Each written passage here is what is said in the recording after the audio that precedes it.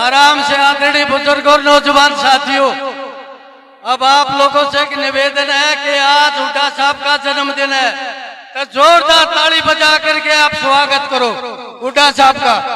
बहुत बहुत धन्यवाद हुड्डा साहब। ये सारी फौज आपकी जो है ढेर सारी शुभकामनाएं देकर आज हमारा इस गांव का, इलाके का, पूरे बहादुरगढ़ का सबका सौभाग्य, आज आप जन्मदिन के इस शुभ अवसर पर आप यहाँ पधारे हो। गांव आसौदा और इलाके के सारे लोग, 36 कौम की ये माताएं बहनें, सभी पत्रकार, सभी आपका हृदय से अभिनंदन करते। पूरा हल्का बहादुरगढ़ आज आपका स्वागत करता है। धन्यवाद। कड़ेले से भाई सतीश गई जी 500 लोगों को लेकर के हमारी पार्टी में शामिल हुए। 1 मिनट के लिए अपनी बात रखेंगे। सतीश गई जी मात्र 1 मिनट। साहब जिंदाबाद। मैं सर पंजाबी एकता मंच का प्रधान हूँ और ओमेक्स सिटी का वाइस प्रेसिडेंट हूँ। हुड्डा साहब के आशीर्वाद से और राजेंद्र जून के प्यार से, वेद प्रधान के आशीर्वाद से मैं 500 आदमी लेके बीजेपी छोड़ के कांग्रेस ज्वाइन करता हूँ और आपको आश्वासन दिलाता हूँ, कई हजार वोटों का फर्क ना पड़े तो मेरी बूझ काट देना। हुड्डा साहब एक बात कहूंगा विधायक जी, हुड्डा साहब 10 साल से बीजेपी हूँ, 30 साल से कांग्रेस में था, लेकिन वेद प्रधान का आशीर्वाद प्यार, ये बोले ईद क्या अगर नहीं आया ना तो जहर का प्यारा दे जा मुझे। वेद प्रधान मेरे पिता पुतुल्य हैं, मैं इनका मान सम्मान करता हूँ, अपने तन मन धन आपके लिए करता हूँ। जब तक जीऊंगा कांग्रेस में रहूंगा। जिंदाबाद जिंदाबाद। चौधरी भूपेंद्र हुड्डा जिंदाबाद। कांग्रेस पार्टी जिंदाबाद। भाई दीपेंद्र हुड्डा जिंदाबाद। भावी विधायक राजेंद्र जून जिंदाबाद। अब मैं आमंत्रित कर रहा हूं, लगातार 3 बार विधायक रहे और 4थी बार विधायक बनने जा रहे आपके हल्के के बहादुर विधायक आदरणीय, जोरदार तालियां बजा करके स्वागत करें आदरणीय राजेंद्र जून जी।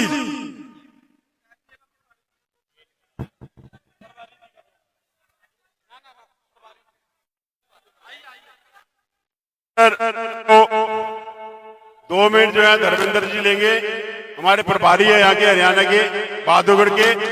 मिनट के लिए आपको ये संबोधित करेंगे। बहुत बहुत धन्यवाद विधायक जी, मुझे बोलने का मौका मिला।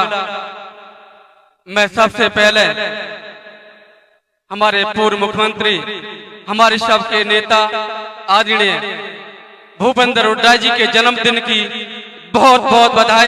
जो निर्दलीय प्रत्याशी यहाँ पर लड़ रहे हैं, जो पार्टी के थे वो पार्टी के नहीं है, या तो कल तक शामिल हो जाएंगे और पार्टी से 6 साल के लिए बाहर कर दिया जाएगा। जय हिंद, जय भारत, जय कांग्रेस। अब आपके बीच में कांग्रेस पार्टी के प्रत्याशी और 5 तारीख को जिनको आप भारी बहुमत से जिता करके विधायक बना करके चौधरी भूपेंद्र हुड्डा जी की झोली में डालने का काम करोगे, वो व्यक्ति तो आदरणीय राजेंद्र जून जी, जोरदार तालियां बजा करके स्वागत करें। और हुड्डा साहब ये भाड़े के लोग नहीं है, ये मोहल्ले आपके सच्चे भगत हैं, आपके सच्चे सिपाही हैं। आपके एक आदेश पे जो भी आपका मार्गदर्शन होगा उसमें खरे उतरने का काम करेंगे। तालियां बजा के एक बार बता दो बात है।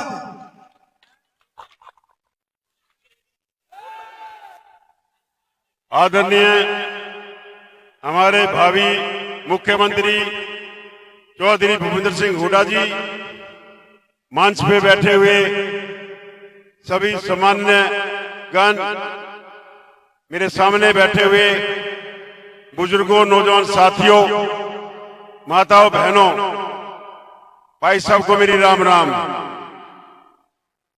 सबसे पहले तो मैं हमारे भावी मुख्यमंत्री जी को उनके जन्मदिन पर बधाई देता हूं। ये 76 साल के आज हो गए हैं, 77वें साल में लग गए हैं।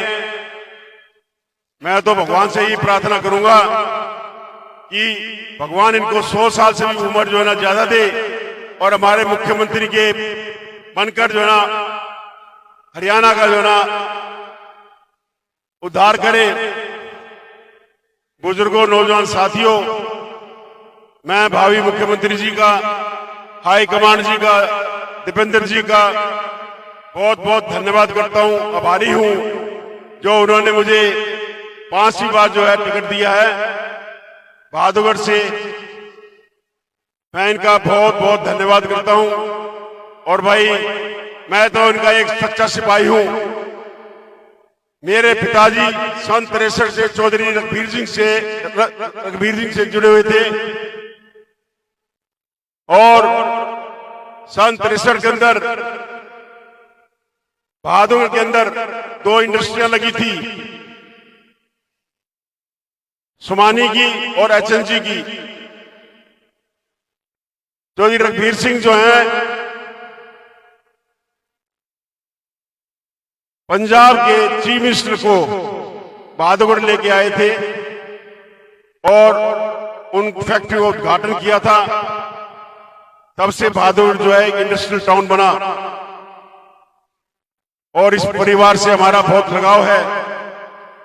हम इस परिवार के साथ जुड़े हुए हैं। हम इस परिवार को मरते दम तक नहीं छोड़ेंगे, इनके साथ रहेंगे। जो भी इनका हुक्म होगा वो सिर माथे पे होगा, इनको हम कभी मना नहीं कर सकते। और यही कारण है मेरी ईमानदारी। मैं 20 साल से आपकी सेवा कर रहा हूं, कोई मेरे ऊपर एक दाग नहीं है।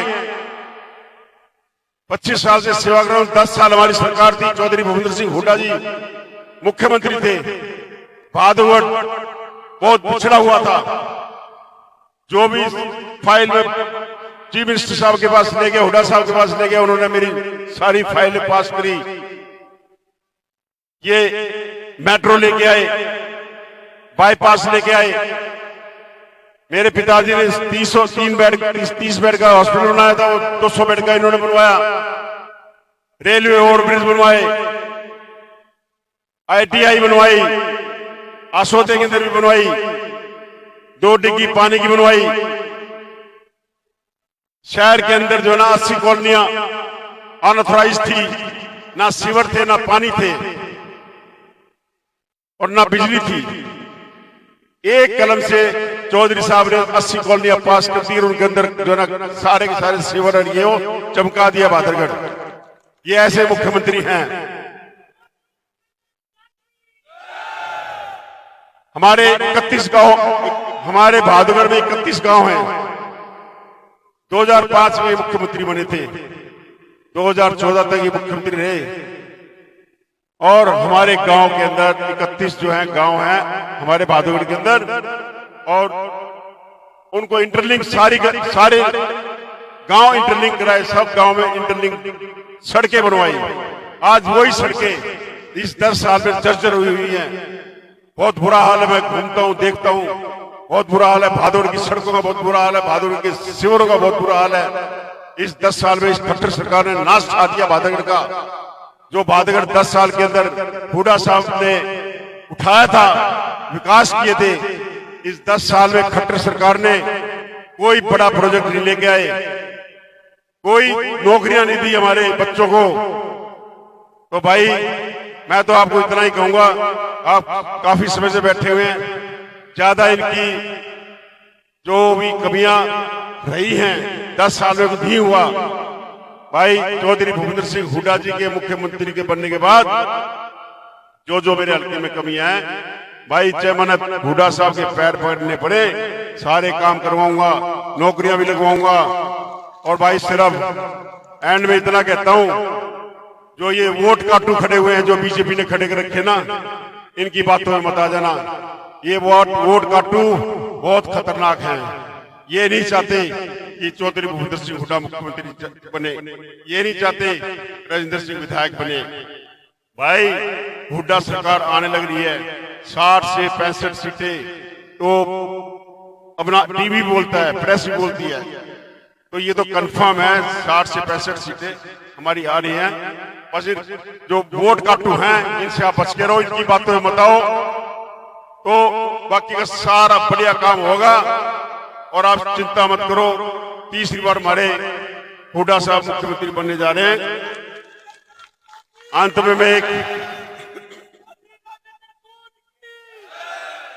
मैं एक सिर्फ रिक्वेस्ट करूंगा, जितने भी मेरे बहादुर कार्यकर्ता हैं जिनको हमने फोन कर रखे हैं, कल मेरे गांव में,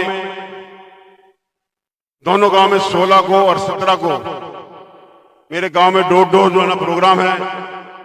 जिन जिन कार्यकर्ताओं हमने फोन कर रखे हैं, जो यहाँ मौजूद हैं, जिनको फोन नहीं कर पाए, भाई 9 बजे मेरे सेक्टर 2 के निवास पे आ जाना। वहां से सब इकट्ठे होके लोअर माजरा दोनों हमने डोर टू डोर करने हैं।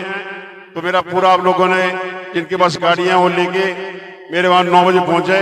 हम दोनों करेंगे उसको 18 तारीख से हम गांव करेंगे और शाम को 6 से 9:30 बजे तक हम जो है ना सैर करेंगे। मेरी आपसे विनती है 15-20 दिन आप जो है ना मेहनत कर लो। ये सारी मेहनत जो है ना बेकार नहीं जाएगी, रंग लाएगी। 5 साल चौधरी भूपेंद्र सिंह हुड्डा जी मुख्यमंत्री बनेंगे। भाई बहादुरगढ़ के अंदर चांद लगा दूंगा। बहुत बहुत धन्यवाद। धन्यवाद जून साहब। भाई सुनो, एक तो हुड्डा साहब को ये आश्वासन दो जी, जो आप मार्गदर्शन देके जाओगे, जो आप गाइडलाइन दोगे, 5 तारीख तक हम राजेंद्र जून के चुनाव को अपना चुनाव समझ के, जो लोकसभा में दीपेंद्र हुड्डा के चुनाव को अपना चुनाव समझ के 36 बिरादरी ने रिकॉर्ड पूरे हिंदुस्तान में 3.5 लाख के माध्यम से जिता करके हरियाणा प्रदेश की राजनीति की दिशा तय करने का काम किया था। हाथ उठा के आश्वासन दो हुड्डा साहब को। बहुत बहुत धन्यवाद। अब जिस घड़ी का आपको बड़ी बेसब्री से इंतजार था, वो घड़ी आन पहुंची है। सम्मानित बुजुर्गों, नौजवान साथियों, चौधरी छोटू राम, बाबा भीमराव अंबेडकर और अपने जो बड़े नेता किसानों के हुए, उसके बाद सबसे बड़े किसानों के हिंदुस्तान के नेता जिन्होंने गरीब कमेरे और चौधरी चरण सिंह के बाद, चौधरी छोटूराम के बाद, डॉक्टर भीमराव अंबेडकर के बाद अगर किसी व्यक्ति ने गरीब कमेरे मजदूर की अगर शुद्ध बुद्ध ली है तो उसका नाम चौधरी भूपेंद्र सिंह हुड्डा है। एक बार जोरदार तालियां बजा करके अपने नेता को मैं आमंत्रित कर रहा हूं कि आप आए और एक बार जन्मदिन की फेर करनी ताली बजा दो। चौधरी भूपेंद्र हुड्डा की, हरियाणा के भावी मुख्यमंत्री की, भाई दीपेंद्र हुड्डा की, राजेंद्र जून की। जोरदार तालियां अपने नेता के सम्मान में एक बार।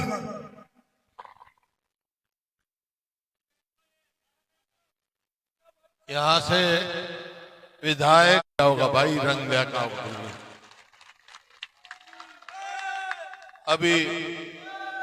अभी राजेंद्र जून जी ने बताया कि 2005 से लेके 2014 तक बहादुरगढ़ में क्या क्या कार्य हुए और 14 से 24 तक भाई पूरा हल्का बैठा है।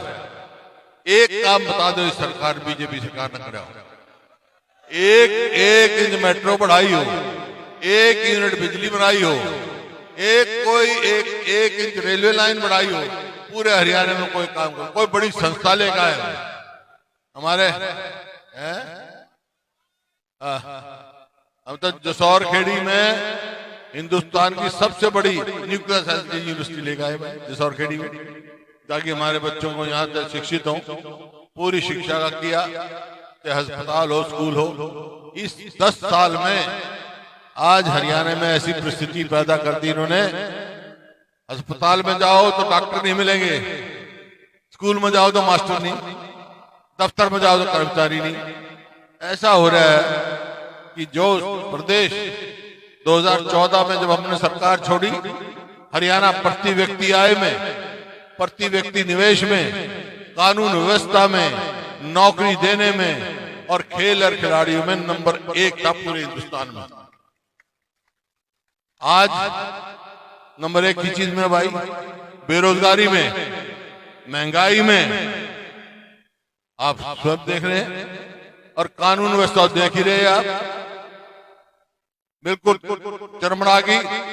रोज धमकियां मिलती हैं, मर्डर होते हैं, अपराध इतनी तेजी से बढ़ रहा है कि अपराध में भी हिंदुस्तान में ऊपर 2-3 नंबर में आ गया हरियाणा। और खेल और खिलाड़ियों की तो आप देख रहे हो, हमारी पहलवान बेटियों को कितना अपमान सहना पड़ा, आज तक भी न्याय नहीं मिला उनको। ये आपके सामने है।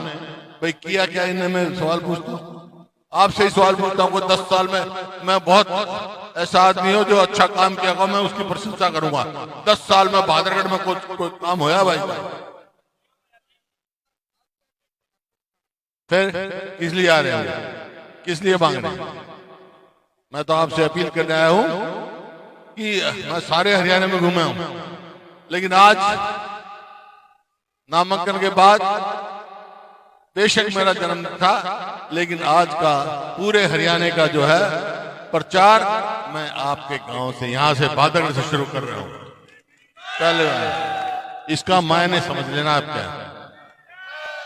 अब सवाल यह है, आप कांग्रेस को जिताओगे तो जरूर आपसे पूछेंगे, कांग्रेस की वोट मांगने जाओगे, भाई बहुत अच्छे काम करे आपने, लेकिन यही फिर सरकार बनेगी तो वैसे तो हमारा घोषणा पत्र जारी होगा, लेकिन मोटी मोटी 4-5 बता के जा रहा हूं जो हम करेंगे।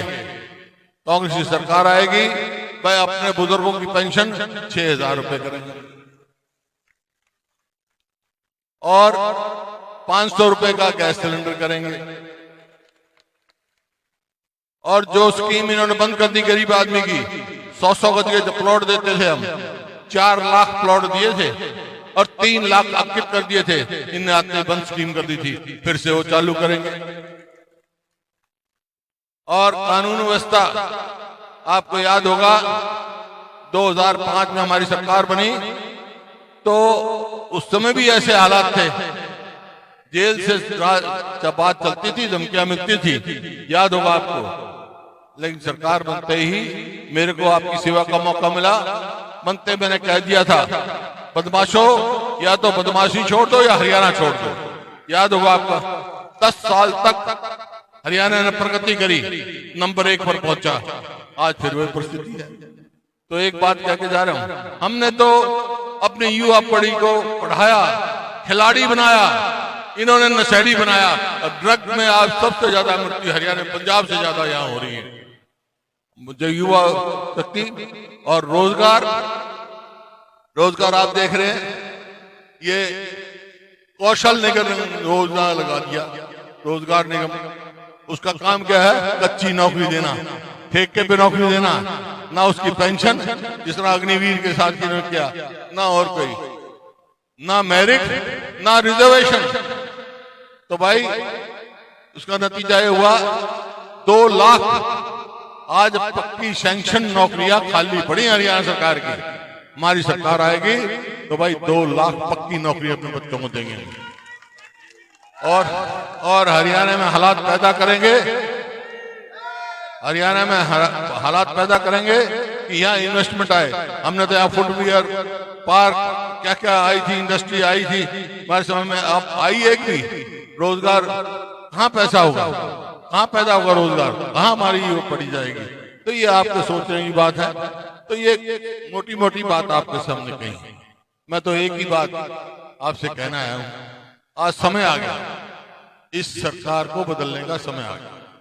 10 साल हो गए, देख लिया आपने, तोल लो आप। 10 साल हमारी सरकार के काम तोल लो, 10 इनकी फिर फैसला कर लो। आपके सामने है, कहीं भी कोई नहीं कार्य किया, कोई बड़ी संस्था नहीं लेके आए, रेलवे लाइन एक इंच नहीं लगाई। हमने 81 किलोमीटर तो मेट्रो लाइन लगाई, बहादुरगढ़ तक मेट्रो आई। 250 किलोमीटर जो है रेलवे की लाइन मंजूर कराई या लगाई, और 4 कारखाने बिजली के, 1 न्यूक्लियर प्लांट, 4 जो है वो अपने कोयले के प्लांट बिजली पैदा करी। हमने सरप्लस बिजली छोड़ के गए थे, इन्हें 1 यूनिट की बिजली नहीं पैदा करी। कोई भी ऐसा काम नहीं किया इन्होंने, सिर्फ भ्रष्टाचार के सिवाय ये कर दिया क्या? प्रॉपर्टी आईडी लगाओ, परिवार पहचान पत्र लगाओ, सब ये पोर्टल सरकार बना दी। तो ये भाई हम तो आते ही, जो ये पोर्टल है ना, जो जनहित के लिए सबको चलता करेंगे इनके पोर्टलों को, ताकि हम किसान को एमएसपी नहीं मिलती, किसान को एमएसपी नहीं मिलती, किसान के लिए ऐसा कानून बनाएंगे। वैसे एमएसपी केंद्र सरकार का है, लेकिन हरियाणा में कोई अगर एमएसपी से कम खरीदेगा तो उसकी सजा करेगा। ये हम बना सकते हैं ताकि किसान मजबूत हो। तो इस तरह बहुत सारे काम हैं जो हमने करने हैं, लेकिन वो होंगे कब? कैसे सरकार आएगी? सरकार कैसे आएगी? जब एमएलए बनेंगे जब तो बनेगी। तो यही कहने आया मैं भाई, आज हरियाणा में हालात ये हैं, सीधा मुकाबला कांग्रेस और भारतीय जनता पार्टी का। यहां से हमारे उम्मीदवार राजेंद्र जून है। मैं काफी देखा है इनको, सच्चा और ईमानदार आदमी है ये। ऐसा बढ़िया ईमानदार है और विकास की बात करता है। तो ये हमारे उम्मीदवार हैं, तो इनको यहां से विधायक चुन के भेजना है। मैंने जैसे कहा, मुकाबला सीधा कांग्रेस का और बीजेपी का है।